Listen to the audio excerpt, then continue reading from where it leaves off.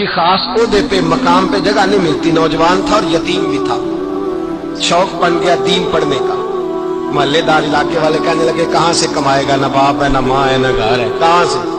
हजरत रूमी कहते हैं नौजवान ने जंगल में झोंपड़ी लगा ली, वहां वो सुबह मदरसे जाता, शाम को जंगल में रहता, वहां अल्लाह अल्लाह करता, सबक याद करता। एक दिन बादशाह की बेटी रास्ता भूल गई, जंगल में आई सहेलियों के साथ, बॉडीगार्ड भी साथ थे पर रास्ता भूल गई। खोती खोती शाम हो गई, ऐसी खोई कि जब रात गहरी हो गई तो आके उस नौजवान के पास रुकी और चिल्लाने लगी। शेर के दहाड़ने की आवाज आती है, भेड़िए के बोलने की आवाज आती है। नौजवान अकेला, सहेलियां बिछड़ गई, गार्ड बिछड़ गए। कहने लगी मैं परेशान हूं, मुझे जगह मिल जाएगी। नौजवान कहता मैंने शहजादी देखी और मुझे भी पता था कि घर एक ही है और रात को अंदर से दरवाजा भी बंद करना पड़ता है, जंगल जानवर भी आ जाते हैं। कहते मेरी छोटी सी कुटिया में झोंपड़ी में वो आई, रो के कहने लगी सहारा कोई नहीं, अगर मैं पीछे निकलूंगी तो भेड़िए खा जाएंगे।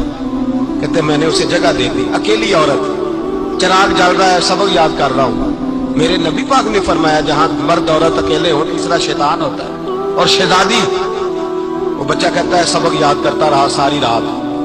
वो बच्ची को कहा सो जा, पर वो कहती है नींद मुझे भी कहां आई। ऐसे मौकों पर नींद, सारी रात सबक याद करता, थोड़ी थोड़ी देर के बाद चिराग जलता तो उस पर उंगली रखता, हाथ जलता तो पीछे खींच ले, फिर दूसरी उंगली रखता, थोड़ी देर के बाद जलता तो खींच ले, हाथ सारा जल गया।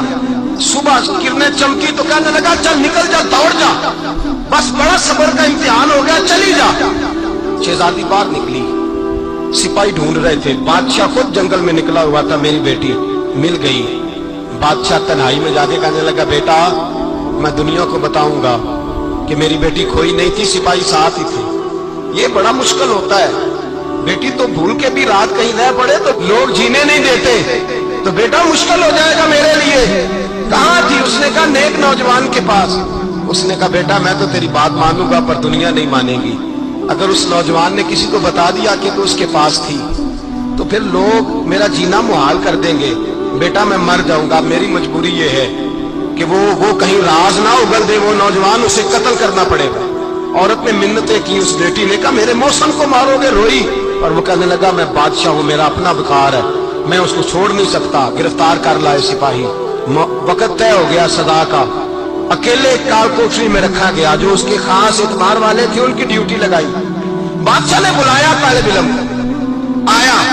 औरत कहने लगी, बेटी कहने लगी एक दफा तो बुलाओ ना, एक सवाल बस पर्दे में रह के पूछना है और फिर जो आपका जी चाहे, मेरे मौसम को मारना तो है, तो मर्जी आपकी। सामने खड़ा किया, नौजवान पर्दे के पीछे, औरत खड़ी हो गई। बादशाह बीच बैठ गया। बीबी कहने लगी सारी रात बेदार मैं भी रही, सोया तू भी नहीं। वो जो तू चिराग के करीब हाथ लगा के जलाता था वो समझ नहीं आई। नौजवान रो पड़ा, कहने लगा क्या करूं, मैंने रसूलुल्लाह का दीन पढ़ा है, क्या करूं, मैंने हुजूर का दीन पढ़ा है। मैंने पढ़ा है कि जानी को सबसे नीचे दोज़ख के सबसे निचले दर्जे में जलाया जाएगा, उसे जहन्नमियों का पीप और रोशा पिलाया जाएगा, गंद खिलाया जाएगा। ये रवायतें पड़ी हुई थी। थोड़ी थोड़ी देर के बाद शैतान मुझे कहता था बदकारी कर ले। मैं अपना हाथ उसी वक्त जब शैतान मशवरा देता तो मैं आग पे करता, मैं कहता अगर ये बर्दाश्त हो गई तो वो भी हो जाएगी। जब हाथ जलता तो मैं समझ जाता नहीं तुझसे तो ये नहीं बर्दाश्त होती तो वो कैसे होगी। फिर मुझे शैतान मशवरा देता कोई देख नहीं रहा, तुम बुलाने नहीं गया, खुद आई, मैं दूसरी उंगली लगा देता। मैंने हाथ जलाया और मैं समझ गया जब छोटे से चिराग की इतनी सी शमा की आग नहीं बर्दाश्त होती तो दोज़ख की कैसे बर्दाश्त होगी। कहते मैं पास आया, बादशाह ने ये कहानी सुनी, लफ्ज सुने तो चीख मार के रोया। कहने लगा तालिब इल्म तू तो मेरे नबी का सच्चा गुलाम है और मेरे रसूल के जो सच्चे गुलाम होते हैं उन्हें फांसियां नहीं दी जाती, उन्हें तख्त पे बिठाया जाता है। अब तुझे सजा नहीं होगी बल्कि मैं अपनी बेटी का निकाह तेरे साथ करूंगा और मेरे बाद इस सल्तनत का बादशाह भी तू ही बनेगा। अब वो नौजवान वहां नारे लगा रहा है, कहता लोगों तुम मुझे कहते थे दीन से क्या मिलता है, दीन से तो अल्लाह तख्त व ताज भी अता फरमा देता है। अगर नौजवान शर्मो हया वाले बन के रहे अल्लाह सारी इज्जतें दे देगा।